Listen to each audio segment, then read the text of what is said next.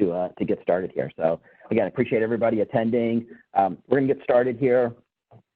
A quick look at the agenda.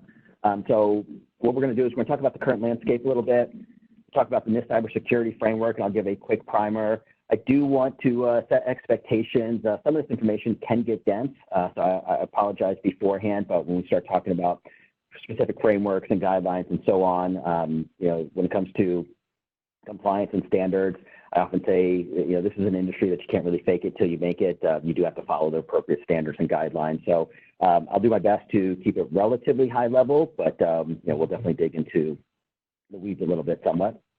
We'll talk about specifically around 800.171 and 14 controls that encompass the NIST 800.171 standard. I'll mention why we think it's best practice to start standardizing your security delivery services around NIST CSF. We'll do a quick demo of the Compliance Manager product and show how we simplified the delivery of your security services using the NIST CSF framework, using the NIST CSF module that's built into Compliance Manager. And then we should have enough time to do some Q&A at the end. I did a recent presentation or webinar, and we went the exact full 1 hour. So I've tried to condense some of this collateral, like I said, try to take some of the density out of it and leave enough time for Q&A at the end. That being said, if you have questions, please type them into the chat log. As the other Max had said, we will do our best to answer all the questions at the end, and if not, we will compile a list of those questions, and then we'll send it out after the webinar. This webinar is being recorded, so we will also send a link to the recording once the webinar is done. So why don't we get started here? We're going to take a look at the current landscape of the market today, both from a network perspective, an IT perspective, and just a compliance perspective as well. We don't want to necessarily start out with threats, but we should be aware of all the threats that are out there, and most of these should come as no surprise. So the biggest threat that we're facing today as IT security professionals are cyber criminals. They are out all day long. It is a multi-trillion-dollar business, and they're doing everything they can to try to get access to companies' environment to monetize those assets. So it's a shotgun approach. Cyber criminals don't really care how large their organization is, how small their organization is. There is always something on your environment that the cyber criminal wants, even if there's no data that they can monetize and encrypt and put malware on and so on. Worst case scenario for them, if they can even recruit one PC, one laptop, and add it to their botnet, then they're willing to do that. So again, either they're out there trying to monetize the data that they're hacking and getting access to, or they're looking at adding more kind of quote unquote recruits into their botnet and then using those, using your machines to leverage their expansion and hacking. So the other big threat that we see out there are the regulatory agencies. We're not going to go specifically into GDPR, HIPAA, or anything like that, but just from a fine perspective, if you look at what's happened in the industry, obviously the EU is on the forefront of creating a industry-wide or country-wide standard with GDPR. If you look at what's happened in the last 6 months, there have been over 41,000 GDPR complaints filed, and there are significant teeth to not being GDPR compliant. So in 2018, there was $446,000 in GDPR fines. In 2019, there were $478 million in GDPR fines. And when I first looked at that, I had to do a double take, but those numbers are accurate. They didn't miss a zero or a couple zeros in 2018. They literally had over a 900% increase in fines in just 1 year, and that does not look like it's slowing down anytime soon. In the U.S., when you look at regulated verticals, so using HIPAA as an example, you'll see the same type of thing there. So penalties and fines continue to escalate. Specifically on the HIPAA side, penalties and fines were pretty consistent. They were relatively small initially, and then in 2015, the OCR, which is the Office for Civil Rights, went to Congress and said, we need more money for auditors. They didn't get any more money, but Congress said, hey, anything that you find, if you're able to collect those fines, you can keep that for yourself. So sure enough, shouldn't come as a surprise to anybody that the beginning of 2015 was roughly $5 million in fines, and once the OCR was able to keep the fines for themselves, it went up to almost $25 million of fines in 1 year. And once again, that's continued to increase in both quantity and number of fines issued. I think the other big threat that most people are not actually looking at, and it'll probably surpass the cyber criminals and the regulatory agencies, are the trial lawyers. So every time that there is a hack that is on the news, almost immediately afterwards, you will see that some organization has filed a class action lawsuit. So we look at specifically at HIPAA. Trial lawyers are pretty smart. They tend to like money. And so under the HIPAA guidelines, you're not allowed to sue and have a class action lawsuit around the HIPAA violation. However, a couple of years ago, the trial lawyers have figured out that you don't have to sue under HIPAA if there's a data breach. Data breaches are considered negligence. So they've been able to actually start suing for HIPAA violations under negligent claim. And I think just yesterday, I was listening to a podcast, a security-related podcast. They had mentioned 3 data breaches and literally within the same week, 3 corresponding class action lawsuits for those data breaches. So by following an industry-recognized best practice, it's easier to try to defend yourself in court, saying, yep, I was following the industry-recommended best practices. We did have the NIST CSF guidelines in place for our security. No security is foolproof. It's all layered. But that being said, I was using the best practices to deliver my security services. So despite getting breached, I wasn't being negligent. So what we see today is just a growing list of regulations and frameworks. They're broken up into several different categories. So today, we've got the international one. So I mentioned GDPR. Canada has their own version called PIPEDA. Brazil's got their own version. Most people are probably familiar with PCI DSS, which is an international framework for managing and securing credit card processing. We've got industry-specific regulations. So I mentioned HIPAA. If you're what's called a covered entity, so a direct care provider, then by law you have to be HIPAA compliant. Also, if you're servicing anyone in the HIPAA space, so if you're an accounting firm or a law firm and you've got customers that deliver medical services, so if you get customers that are covered entity, then by law you're considered a business associate and you have to be HIPAA compliant as well, SOC, FINRA, and so on. And then you've got federal standards. So NIST CSF, this is what we're going to primarily talk about today, but you've got other ones like FISMA and FERPA, and then a new one that is going to affect this year, it's CMMC. So this is the Cyber Security Maturity Model Certification. We're going to talk specifically about 800-171. It looks like CMMC is going to take over for 800-171. It's going to adopt a lot of the same standards, but for the most part, if you are an entity that has a government contract that deals with the DoD and deals with what's called CUI, confidential unclassified information, then by law, starting this year, you are going to have to be 800-171 or CMMC compliant. And there are real teeth to that one. If you are not, then you won't even be able to look at government contracts that are up for bid. And if you have an existing government contract and you're not 800-171 or CMMC compliant, then when your contract comes up for renewal, you won't be able to rebid on that. The big shift that we are seeing, though, in the industry is not necessarily around the international industry or federal, but states. So all 50 states today have a breach notification law on the books. So every company that deals that's in the United States or deals with U.S. citizens has to be compliant to each of the state's breach notification laws. Obviously, for those that are paying attention, California passed the CCPA, so the California Consumer Privacy Act. It definitely has the most noise or made the most noise in the industry. However, the initial release of the CCPA, which was went into effect January 1st, does not have a significant impact on the vast majority of businesses in the U.S.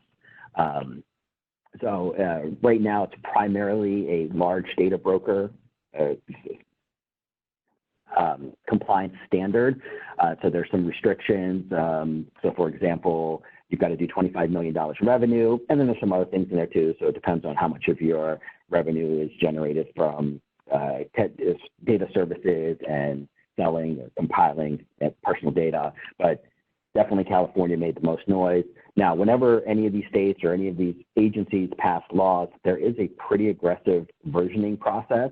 So already the CCPA only went into effect January 1st, and already the architects of the CCPA have said that it is not stringent enough. So there's already a ballot initiative that will be voted on in November to make CCPA even more restrictive. The other big one, and we're going to use this as an example during this webinar, is New York Shield. New York Shield right now arguably is the most comprehensive security law and breach privacy law on the books. It definitely got a lot less attention than the CCPA. It goes into effect on March 21st, but it has a significant impact on every single business that is in New York, as well as any company that does business with any New York citizens. So whether you have an employee in New York, whether you have a website and somebody can purchase your products in New York, if you are capturing New York citizens' data, then by law, you have to be compliant with New York Shield. So again, just kind of an overview. In 2019 alone, more than 330 bills or resolutions related to cybersecurity were introduced in at least 36 states and Puerto Rico. Once again, we mentioned the CCPA. In addition to that, at least 14 states and the District of Columbia considered more than 425 measures related to online privacy in 2019. So for those in the past who thought that compliance was going to go away or compliance was going to get simpler, I'm sorry to be the bearer of bad news, but compliance is definitely not going away. There will be more stringent compliance requirements and standards, and it's only going to get more, or it's only going to become more required for every single business that's out there. And it's only a matter of time that the U.S. is going to have their own equivalent of GDPR. As of right now, that looks like it's going to be something called COPRA, which is a Consumer Online Privacy Rights Act. That was a bill that was introduced in the Senate late November, early December, and it has bipartisan support. It's right now going through the committees. My guess is that we will see the first implementation of COPRA probably sometime in late Q3, early Q4 this year, with the only exception that we obviously have a presidential election coming up at the end of this year, so that may delay things. But whether it delays it or not, the reality is that a U.S. equivalent standard for data protection is coming. It is most likely going to apply to just about every single company in the U.S., so it's important to get ahead of that curve and start putting your practices in place so that when COPRA or whatever the end result is, you're ready for that. So who needs compliance? NIST CSF. This is what we're primarily going to be talking about today. In our opinion, and we feel strongly that every single company out there that is not in a regulated vertical that already has a compliance standard that they need to adhere to should be delivering all of their security best practices and services using the NIST CSF framework. I also mentioned we'll talk a little bit about 800-171. So if you're a government contractor and you work with the DoD, NASA, GSA, or any other government agency that has access to what's called CUI, confidential and classified information, then by law, you have to be NIST 800-171, or as I mentioned, CMMC compliant this year. We're not going to talk about a lot of these other standards. We've done webinars before, so if you're in a particular vertical that's mentioned here, feel free to reach out. But as I mentioned in HIPAA, if you're a covered entity, so that's a direct care provider, or if you're a business associate, which means you provide services to covered entities, by law, you have to be HIPAA compliant. GDPR, if you have access or potential access to EU citizens' data, by law, you have to be GDPR compliant. And to be clear, you do not have to be in the EU to be GDPR compliant. So as a quick example, I've got a colleague of mine. They have a company that provides marketing services for hotels. They're all small chain hotels in the U.S. only. Those hotels have to be GDPR compliant because there's potential that an EU citizen is going to stay at one of their hotels and they're going to collect that EU citizen's personally identifiable information. So again, by law, if you deal with EU citizens, you have to be GDPR compliant. And then finally, cyber insurance. Everyone, in my opinion, again, that has an internet connection should have some amount of cyber insurance. As I mentioned, the cyber criminals, they don't care about your size. They're going to phish and hack and email and everything else to try to get access to your network. So the smaller environment, the easier it is for them to get in. The larger environment, the more likelihood that they're going to generate more revenue from getting hacked. So they're out there hacking everybody. The best way to protect yourself is to have some amount of cyber insurance so that in the event of a data breach, you can recover. And again, this goes from all different levels. Just mention that traditional E&O or GL insurance does not usually cover cyber insurance or cyber attacks. And the best example of that is for those that saw end of November, Target filed a $74 million lawsuit against their cyber insurance company, and the insurance company, I should say, and the insurance company pushed back and said, well, you had GNL, but you did not have cyber insurance, so therefore your breach is not covered, and they have refused to pay, and this goes back to their 2013 breach. Okay, so focusing primarily on the NIST Cyber Security Framework, what is it? So the NIST Cyber Security Framework is the recognized best practice for security. The best analogy I've heard when it comes to the NIST CSF is you can think of it as kind of a large buffet. So it is a set of guidelines, and if you've got a large buffet with 100 items on it, it has all the guidelines for security best practices and deployment best practices. Then when an industry comes in with a specific vertical or a government or whatever the case may be, and they want to build out their own specific industry standard, they'll go to the NIST CSF framework and they will pick the 15 or 20 or 50 items that fit their requirements, and they'll build their standard off of that. So most of the standards that are out there point back to the NIST CSF guidelines. So NIST CSF is designed for non-regulated industries. So you will see different compliance standards built off of NIST CSF that are currently, again, non-regulated. And it's accepted written information security program for emerging consumer and cybersecurity regulations.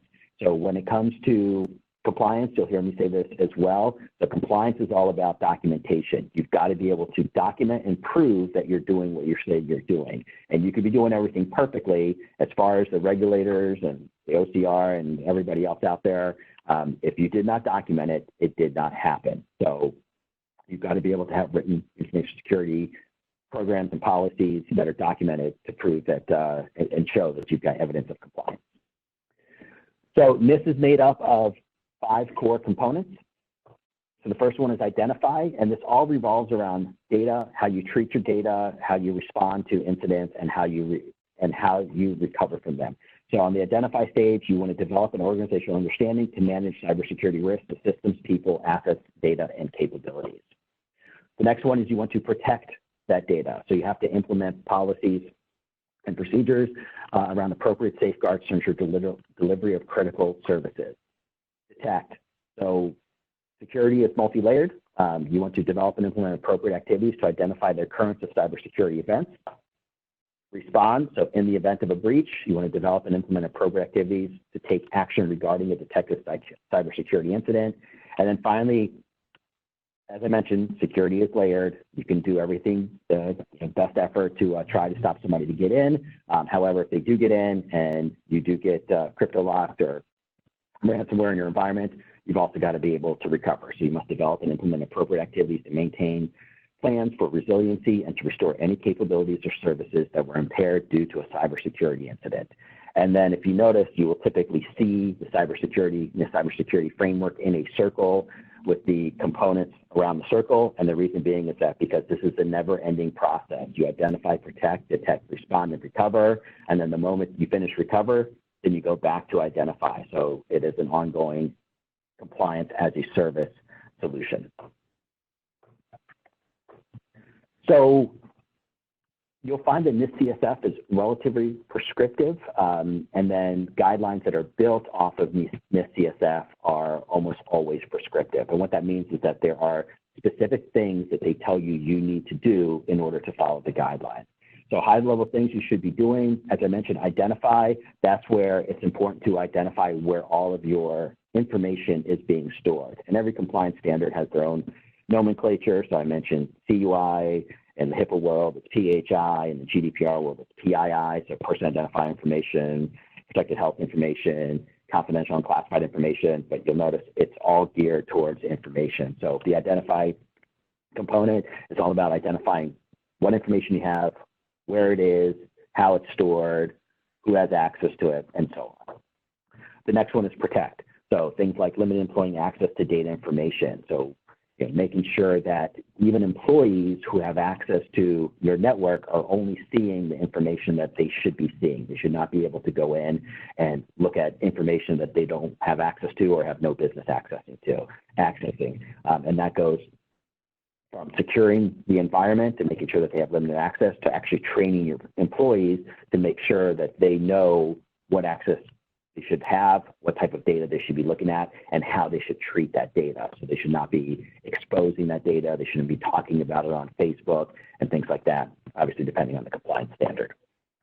So detecting, this is where your antivirus, anti-malware, anti-spyware, and so on programs come into play, your SIM tool to maintaining and monitoring all the logs. Responding, so in the event of a data breach, you've got to have a plan developed for disasters and information security incidents. So this is kind of like your breach notification plan. As I mentioned, all 50 states in the union, including DC and Puerto Rico, in fact, have a breach notification law in the book. And then finally, recover. So in the event that you were hacked, your systems were compromised, you've got to have a plan in order to recover the environment. So this is where your backup programs go in, your offsite backup, depending on the size of your environment. You can start dealing with things like RPOs and RTOs and so on. So why deploy security using the NIST CSF framework? So as I mentioned, NIST CSF, you can think of it as the de facto standard guidance to counter your cybersecurity threats. It is the industry recognized best practice today to follow in order to deploy your security services. It is flexible. So NIST CSF is built to support any size organization. The guidelines will support anything from a one-person shop to the largest companies in the world today. So they follow those NIST CSF type guidelines. It is repeatable, which means that you don't have to reinvent the wheel. If you follow the process and you do that across all of your business units or divisions and so on, then consistency equals stability. If you're consistently delivering the services in a secure NIST CSF type of manner, then the likelihood of having a breach is minimized. It talks about performance-based and it's cost-effective. So NIST CSF provides a prescriptive framework for your security offering. And remember that word prescriptive, we're going to get back to it. So while NIST CSF is a set of guidelines, a lot of the standards built on top of it are more prescriptive. So they'll tell you specifically what you have to do. So for example, NIST CSF may say you need to have a secure password policy, and then something like NIST 800-171 will be much more specific or prescriptive and say, yes, you must have a secure password policy, so we'll point to the NIST CSF guideline for that, but your policy must contain at least 12 characters, and it has to contain uppercase and lowercase and different types of characters and things like that. It must be changed every 90 days. So you're looking at a prescriptive standard that actually helps you define how you should deliver your services. And then we like to say, ensures you're doing the right things and doing them right. So finally, as I mentioned, it's only a matter of time before either the state that you're in or the federal government comes out with a compliance standard that is going to be across the board. So by following the NIST CSF framework today, it's put you in a good position to support any other compliance standard that's out there. So NIST CSF, the standard for other standards. So what I like to do is try to keep this relevant and use a real-world example. So what I'm going to do is talk about how it's the standard for other standards, and then actually dive into a standard that uses it today. So compliance, this should come as no surprise, it's ongoing validation and documentation. So this really just focuses on two things. One, compliance is not one and done. Doing a security risk analysis once a year is not effective compliance. It's not effective deterrent for security either. So hackers are not hacking environments once a year. You are under constant attack. So true compliance should be an ongoing solution. And then I mentioned the documentation as well. So you need evidence of compliance. You've got to prove that you're doing what you say you're doing.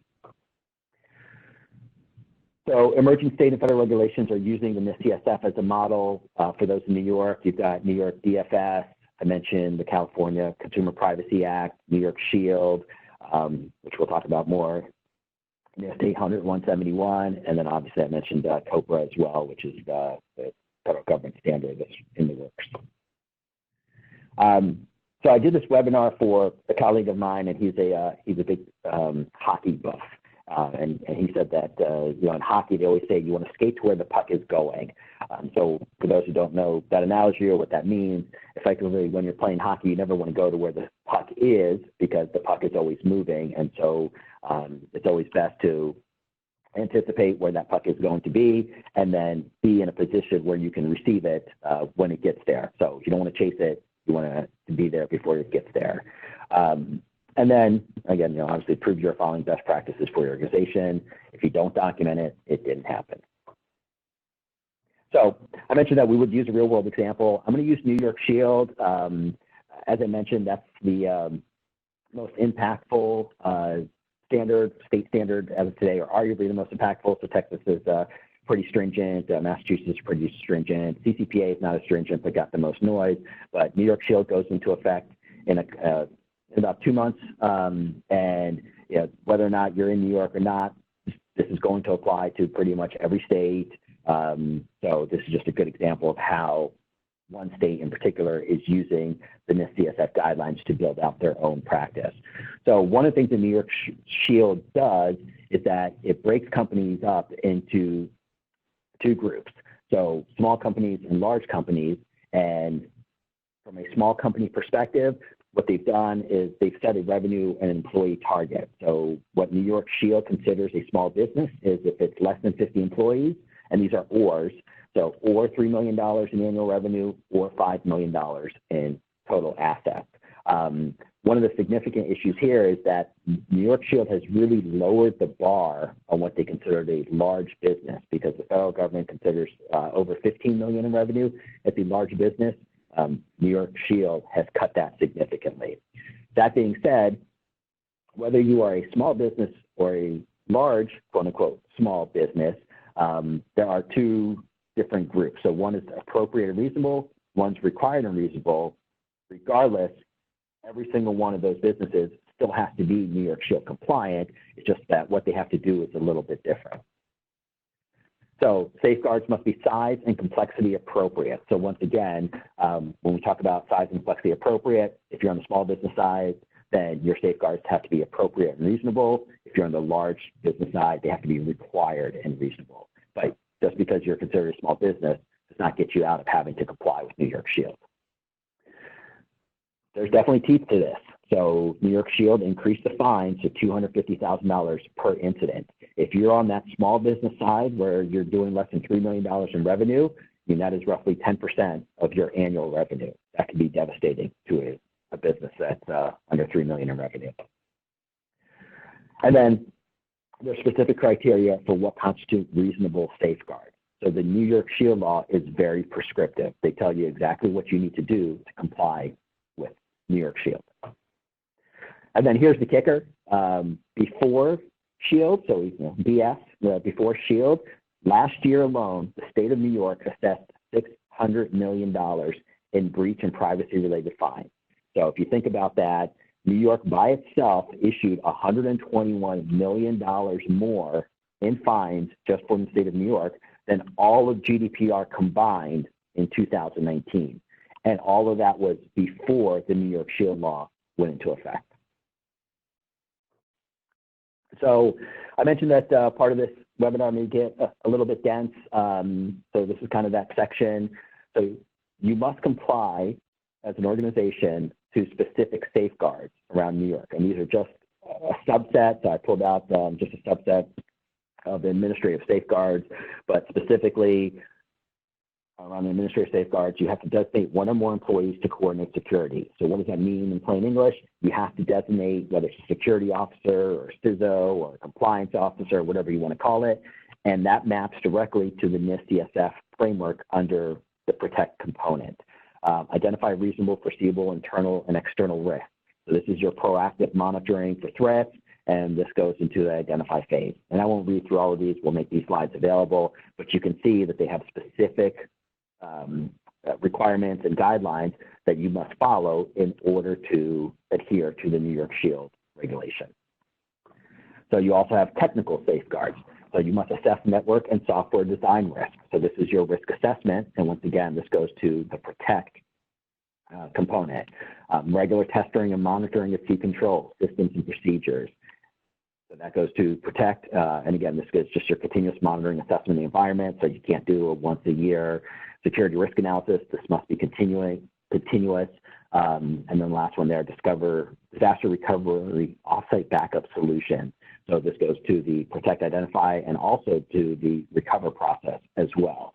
So you got to make sure that you have a backup plan and a disaster recovery plan so that in the event of a breach, you can recover.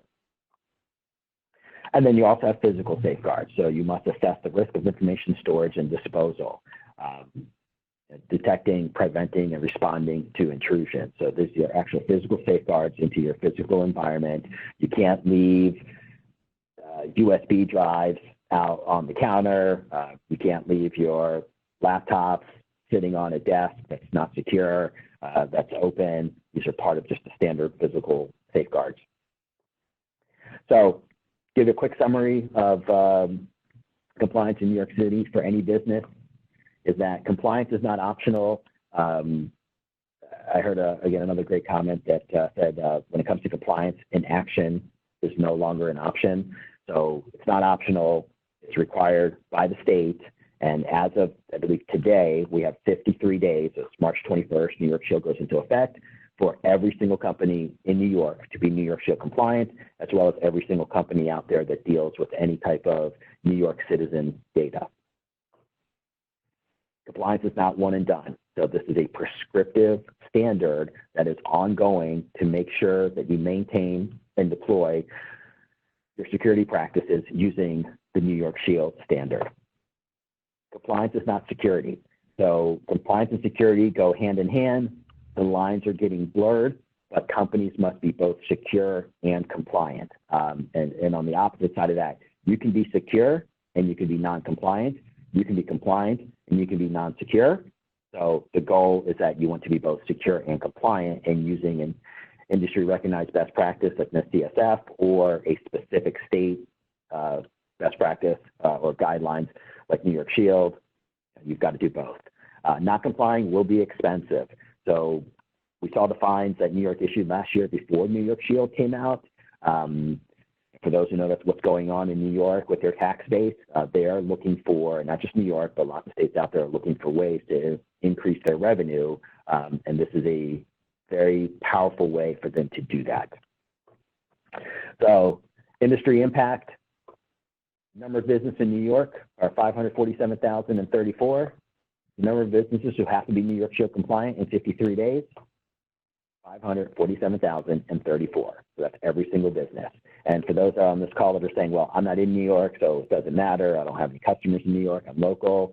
Well, unfortunately, these types of regulations are coming to a state near you. And whether that is the states that are going to pass these compliance standards, or whether that's the federal government who will eventually pass their own equivalent to GDPR, again, it's only a matter of time. And I will say that, in my opinion, I don't even say in my opinion, I'm pretty sure this is recognized that the federal government is not going to let 50 different states have 50 different compliance regulations and standards.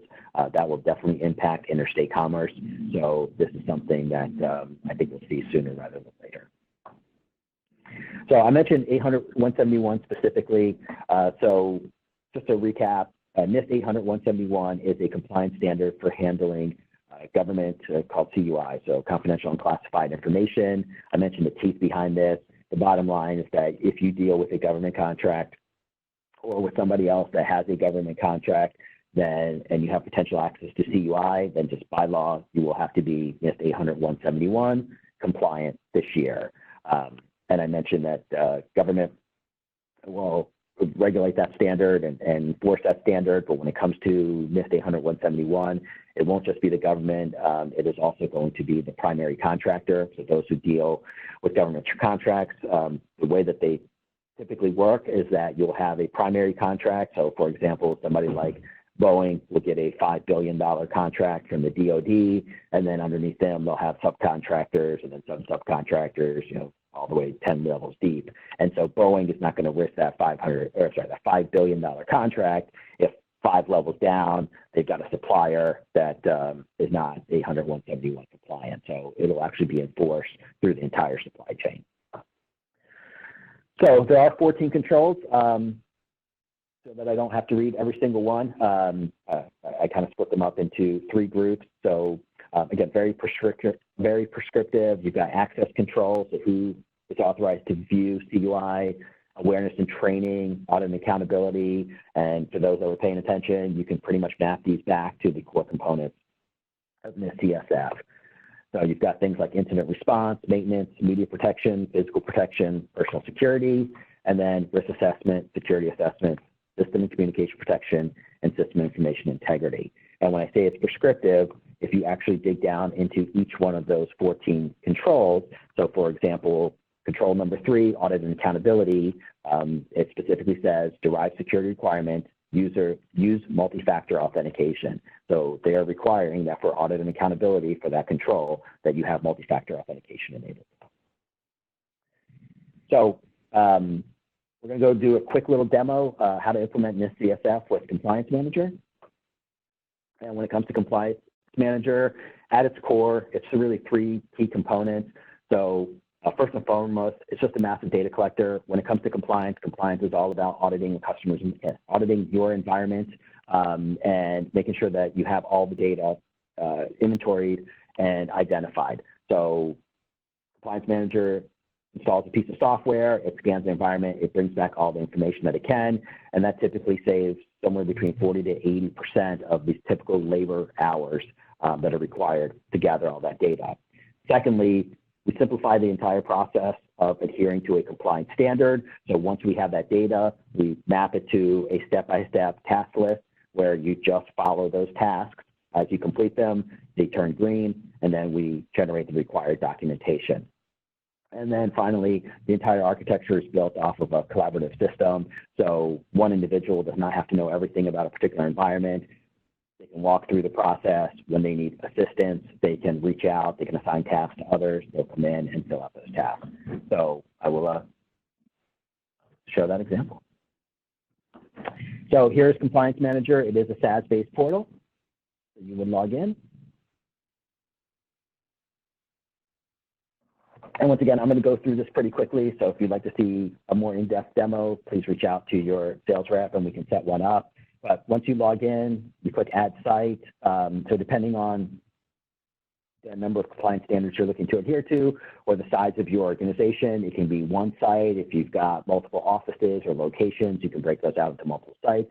But you would just give it a name and then select the standard that you're interested in. So we'll select NIST, hit Next. And what that's going to do is that it's going to create a site for me. So when it comes to the site, you just follow the tasks that are generated and step by step, walk through the process. What we'll do is you'll install the software collector, it'll collect the data, and then it'll start creating the required worksheets that you need to fill out. So for the NIST CSF standard, one of the requirements is that you must identify every single user in Active Directory and what type of access they should have. So you'll see all the forms are consistent. We'll automatically pull all the information from Active Directory, and then somebody will come in and say, yep, this is a current user, former user, third party, service account, system account. Again, this all maps to NIST CSF. Is this account authorized? So yes or no, so this is authorized to see protected data, and then what's the criticality of this? So with every single worksheet, I mentioned that you can invite others, so you can just click Add New Expert and select them. They will get a task, an email with the task generated. They'll come in and be able to fill these out.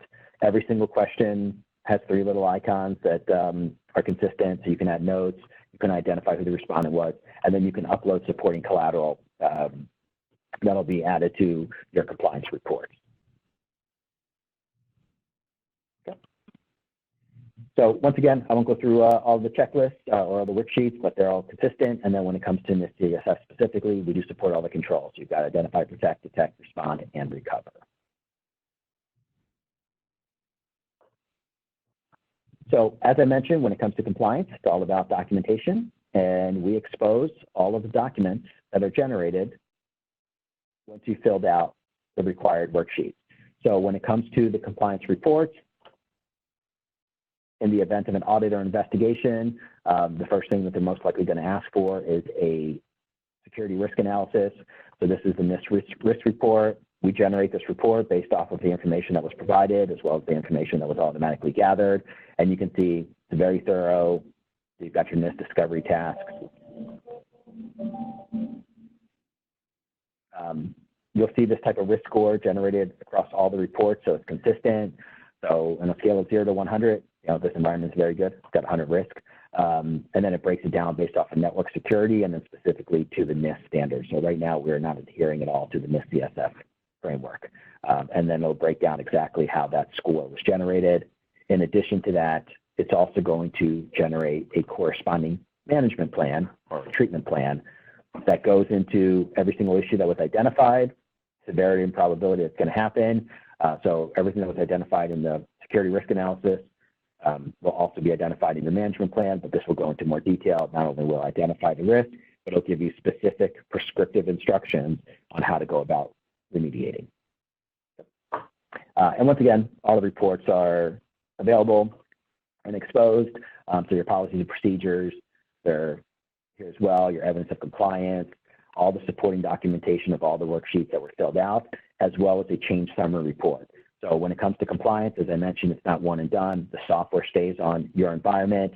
It rescans on a monthly basis, and then it automatically creates what's called a change summary report. You can think of that as a mini risk analysis. So it'll identify any changes that occurred in your environment, and then it'll also create you a corresponding mini risk treatment plan to walk you through the process of addressing any of the issues that came up during the previous month.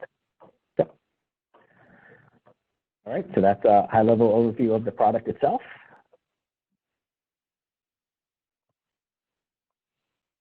So just as a quick recap, why Compliance Manager and why NIST CSF? So compliance is the right thing to do, whether it's industry recommended best practice and you're getting ready for any upcoming security standard, or just delivering your security services using a de facto industry standard, or whether you're in a regulated industry and it's required by law. It's the right thing to do for yourself, the right thing to do for your end customers to protect their information and data. Compliance is expanding. I think we've talked about this enough. So you've got the states, you've got the US equivalent of GDPR. It's only a matter of time before every single company will have to adhere to some sort of industry or government regulated standard. Compliance is ongoing and repeatable. So annual risk analysis are no longer sufficient. Again, we've talked about all this already. You can't just do an annual risk analysis and assume that your environment is secure and hackers are not going to be able to get in. NIST is prescriptive, so specifically around NIST, while it is a set of guidelines, depending on the standard, it is also very prescriptive. There's no need to reinvent the wheel. Not only is it not recommended, it's definitely not even an industry best practice. We mentioned trial lawyers, we mentioned auditors.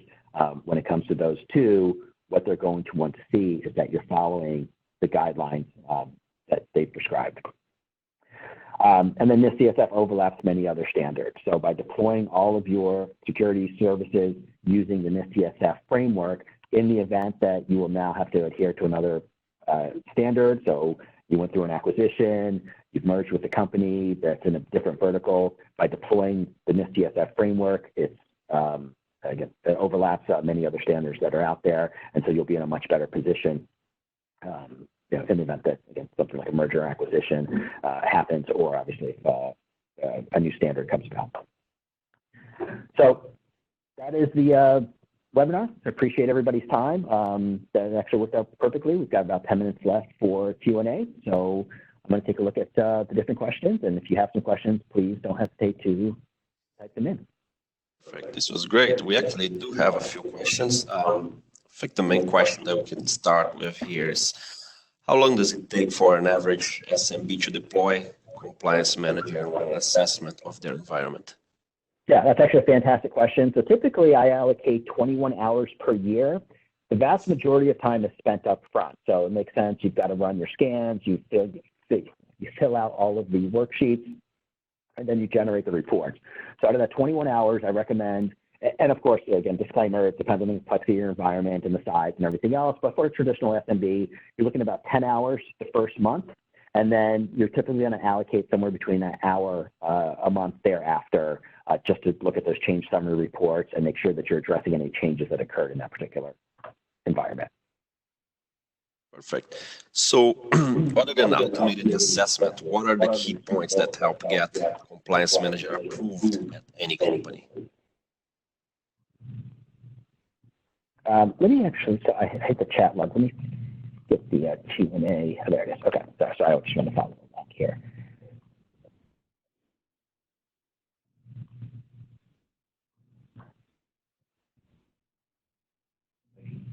Yeah, sorry, just wanted to get that. Yeah, could you read that one again, please? So that one was, other than automated assessment, what are the key points that help get compliance manager approved at any company? How do you sell that internally? Oh, how do you sell internally? Okay, I'm sorry, I misunderstood the question. So we actually have a really nice fact sheet that you're welcome to use to sell NIST CSF and compliance manager internally to your organization. Again, it depends on the organization. If that organization is in a regulated vertical, then by law, they have to follow the required guidelines and standards. So if you work for a hospice care, or if you work for an accounting firm that deals with doctors, or if you've got a government contract, or whatever the case may be, by law, you have to be compliant. If you're in New York, by law, you have to be New York Shield compliant.